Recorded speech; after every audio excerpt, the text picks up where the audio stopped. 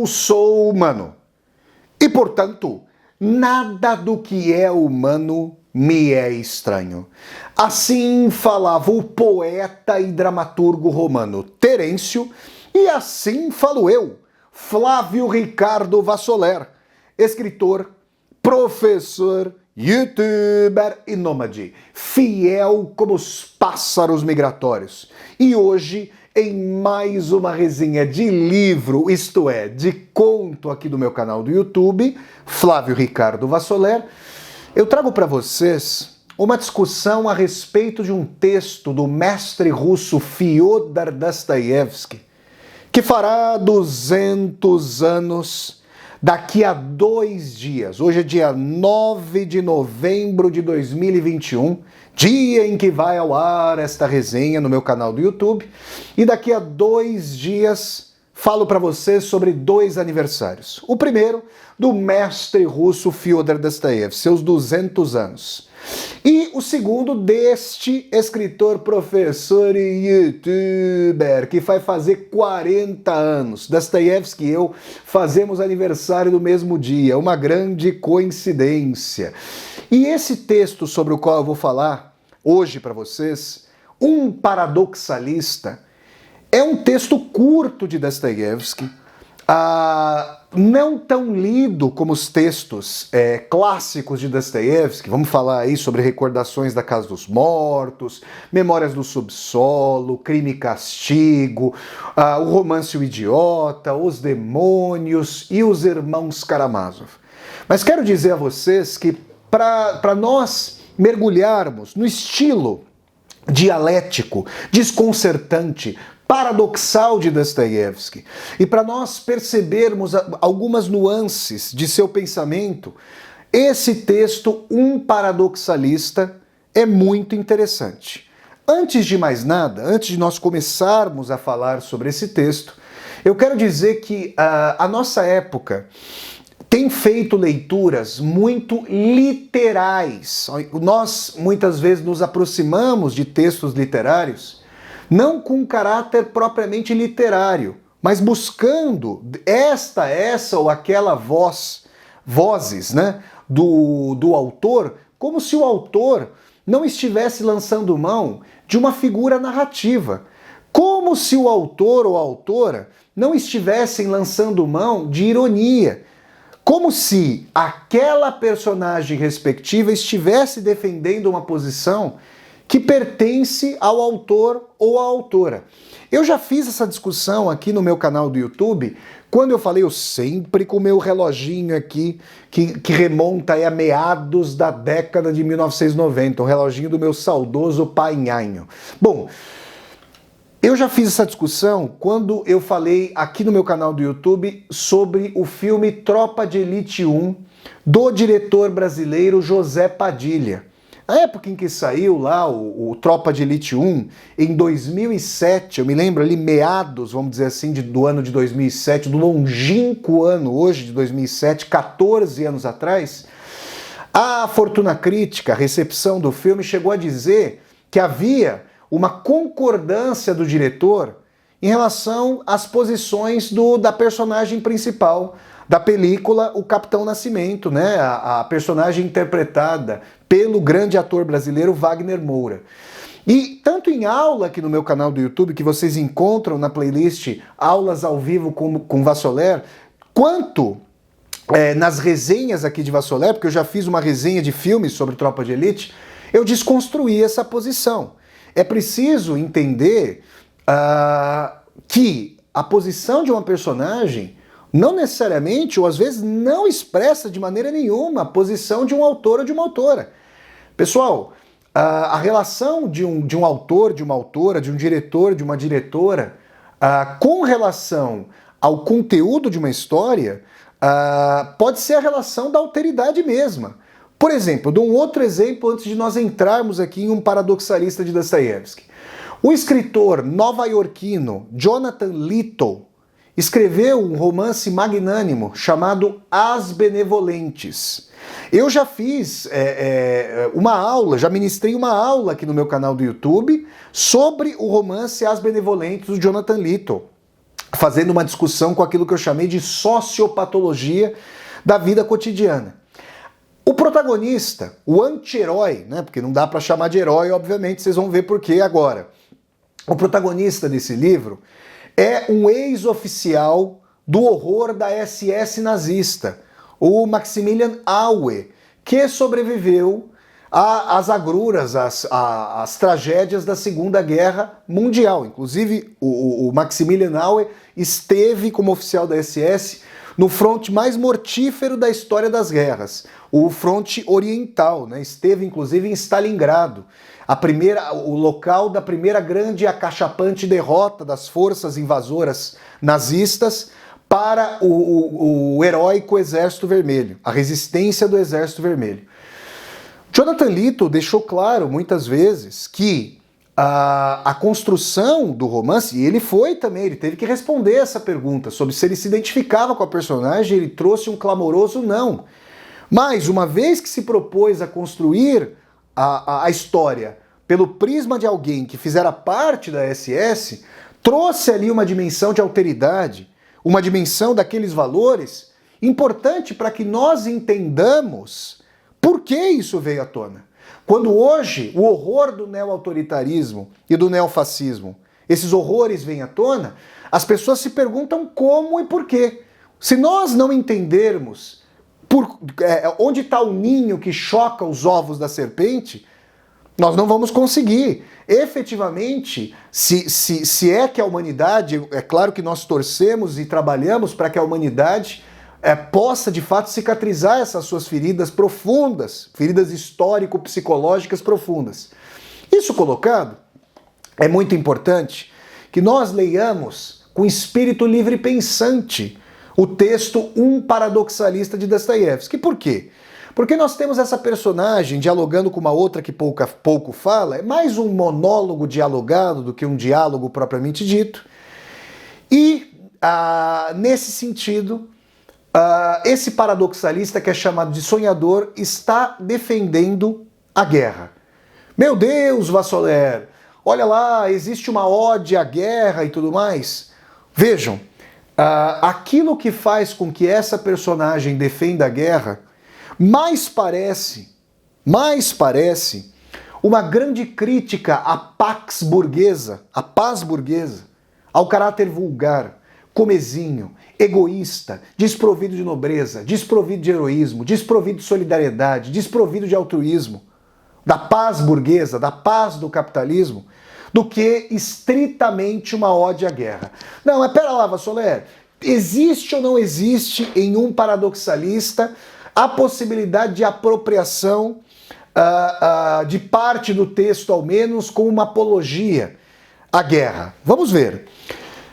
Se a gente, agora há pouco, tô fazendo essa resenha aqui, agora há pouco, um jornalista me ligou, vejam vocês, estou contando para vocês, um jornalista me ligou para perguntar se uma citação que foi replicada muitas vezes na internet era correspondente a uma obra de Dostoiévski. E o que aconteceu? Alguém, obviamente que eu não sei quem, extraiu parte do romance Os Demônios, de Dostoiévski, fez uma modificação muito grande do contexto de onde essa citação teria vindo e replicou.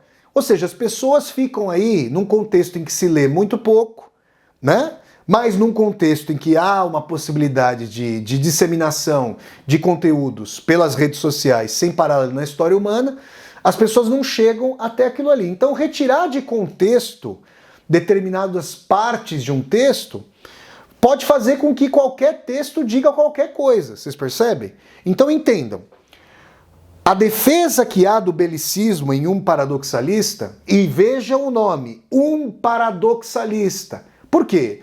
Porque na época moderna, a defesa da igualdade, da liberdade, da fraternidade, a defesa de bandeiras de direitos humanos começa a ficar mais forte, para além dos horrores de muito belicismo na história humana. Um paradoxalista está dizendo que a ciência, a arte, mesmo a economia, tem uma pujança no pós-guerra. O povo sofre, é bem verdade. Os mais pobres, mais humildes sofrem. É bem verdade que a fraternidade é fraturada na guerra. As dimensões da fraternidade do Sermão da Montanha de Jesus Cristo. Ainda assim, esse paradoxalista dostoiévskiano, como também o Homem do Subsolo, na novela Memórias do Subsolo, sem nome, sem a sua especificação de nome, é chamado de paradoxalista do subsolo. Dostoiévski gostava de pensar contrapelo de si mesmo. Ou seja, defender, não ele, mas suas personagens, determinadas ideias a contrapelo de suas próprias expectativas ou das expectativas do público leitor, da recepção ali da época. Isso é muito próprio de uma técnica argumentativo-discursiva platônico-socrática, em que o Sócrates dá voz ao outro e depois, por dentro do edifício, o implode. Tenta ver as aporias, inconsistências, insuficiências e contradições. Dostoiévski faz isso na voz de muitas de suas personagens, entre as quais esses dois paradoxalistas. O paradoxalista do texto, um paradoxalista, e o paradoxalista do subsolo, o homem do subsolo, de Memórias do Subsolo. E aqui nesse texto, que faz parte do diário de um escritor, que foi publicado ali em meados da década de 1870, o que a personagem vai dizer é, no mínimo, tétrico. Porque ela vai dizer o seguinte: uma paz prolongada traz a melancolia, a depressão, o caráter narcisista, hedonista, autocentrado das pessoas, uma desunião. As pessoas não repartem o pão, as pessoas não se sentem tocadas pelo sofrimento alheio. Uma paz prolongada, diz essa personagem paradoxalista de Dostoiévski, leva à ganância, à acumulação, à vulgaridade dos sentimentos. Ao passo que a solidariedade do batalhão, o sacrifício, mesmo o autossacrifício, a imolação de si por uma causa maior, nobre, de fraternidade, pelo povo, pela pátria, seria para esse paradoxalista um dos motivos, vejam só, de uma nobreza associada ao belicismo, à guerra. Ele condena a guerra fratricida e civil, que tolhe o sentido de organização, o tecido social. Mas a guerra entre nações é conclamada como uma união, que tem um poder de amálgama endógeno dentro de um determinado grupo ou país, e também, aí isso não é dito pelo paradoxalista, que é muito seletivo nos seus argumentos, um ódio exógeno contra o inimigo externo. Diz também que a arte é filha mesma do pendor da elevação da guerra. Olha, se nós pensarmos, por exemplo, vamos citar alguns exemplos, apenas alguns exemplos. Se vocês olharem para o estatuário das cidades, por exemplo, aqui na Europa, cidades transpassadas pelo estatuário, vocês têm militares, estátuas equestres, estátuas de generais, estátuas de comandantes, estátuas de monarcas no campo de batalha. Nós temos, pensemos aqui que a Ilíada e a Odisseia de Homero, né, essas duas grandes obras, envolvem uma epopeia não da paz, mas da guerra. Aliás, naquele belíssimo filme Asas do Desejo, de Wim Wenders, que já recebeu uma resenha aqui no meu canal do YouTube, um dos motes angelicais do início do filme é que se fizesse não uma epopeia da guerra, como foi o caso da Ilíada e da Odisseia, mas uma epopeia da paz. Vejam, Guerra e Paz, de Lev Tolstói.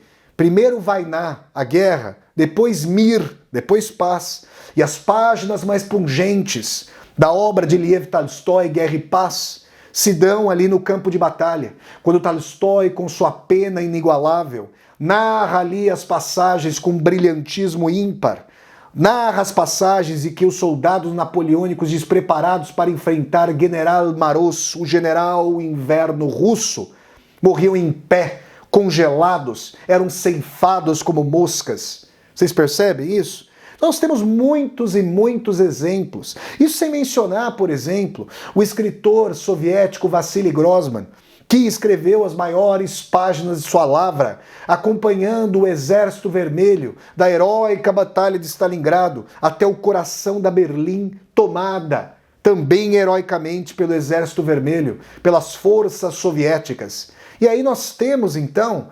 uma conjuminação, para não dizer, uma relação muito rente entre arte e belicismo, entre arte e tragédia ao longo da história. E o paradoxalista está dizendo.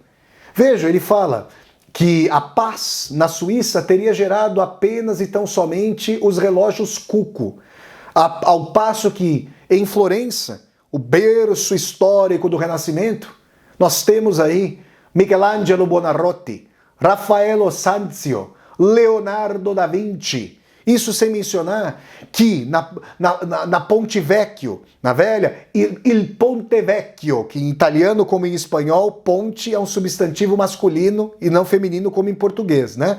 A ponte em português, il ponte, il puente em espanhol e em italiano. Ali sobre a Ponte Vecchio, esse local histórico de Florença, quantas batalhas entre as facções díspares aconteceram à época de Dante Alighieri, e quantos versos do inferno de sua formidável Divina Comédia foram escandidos sobre as batalhas ali na Ponte Vecchio. Quando nas viagens de Vassoler eu levar vocês a Florença, cidade onde Fyodor Dostoiévski viveu durante um tempo e onde escreveu o romance O Idiota, obra-prima de Fyodor Dostoiévski, falarei a esse respeito num centro histórico que está entre as grandes maravilhas da história humana. Então, pessoal, esse romance dostoiévskiano é um romance que esse conto dostoiévskiano, Um Paradoxalista, ele tem a capacidade de sintetizar brilhantemente aspectos do estilo dostoiévskiano. Um estilo contraditório, um estilo dialético, um estilo de tensionar ideias, levando-as às últimas consequências em várias direções. Tensionar lugares comuns decantados da defesa de um determinado ideal, que o paradoxalista vai mostrar se reverte como paz burguesa em desigualdade, egoísmo, concentração de renda, vulgaridade dos valores e dos afetos. Nós, ao lermos, humanistas que somos, ao lermos Um Paradoxalista de Dostoiévski, e se você ainda não leu esse conto dostoiévskiano, eu convido você a lê-lo e a pensar sobre esses temas a respeito dos quais eu estou falando aqui agora.